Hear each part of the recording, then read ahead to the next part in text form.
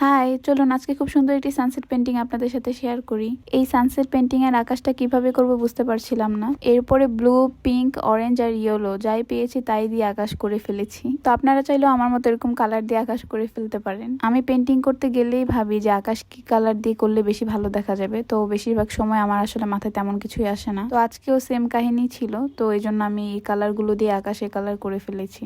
তো আমি আকাশের মধ্যে মেঘগুলো এঁকে নিচ্ছি হোয়াইট কালার দিয়ে।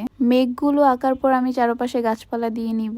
তো যেহেতু সানসেট পেন্টিং তাই এখানে গাছপালাগুলো আমি ব্ল্যাক কালার দিয়ে করেছি। তো আমি এখানে একটা গাছ এঁকে নিচ্ছি। এই নারিকেল গাছগুলো আঁকতে খুব টাইম লাগে, বাট আঁকার পর অনেক বেশি সুন্দর দেখা যায়। তো আমি ওইটা ভালোভাবে এঁকে নিচ্ছিলাম। এই সানসেট পেন্টিংটাতে আমি দুপাশে নারিকেল গাছ এঁকেছি। পেন্টিং এর মধ্যে যত বেশি গাছপালা থাকবে তত বেশি পেন্টিংটা আরো সুন্দর দেখা যাবে। আর গাছপালা ছাড়া আমার কাছে কোনো পেন্টিংই কেন জানি ভালো লাগে না। তো আমি এই পেন্টিংটাতে একটা ইলেকট্রিক পোল এঁকেছি এবং অনেকগুলো স্ট্রিট লাইট এঁকেছি এবং আবারও কিছু গাছপালা এঁকে নিয়েছি আমি ব্ল্যাক কালার দিয়ে। এখন লাইট গুলো হোয়াইট কালার এবং ইয়েলো কালার দিয়ে এঁকে নিব। এই তো পেন্টিং এর সব থেকে বেশি মজার পার্ট, সেটা হলো এই টেপ গুলো উঠানো। আমার এই পেন্টিংটা কেমন হয়েছে জানাবেন।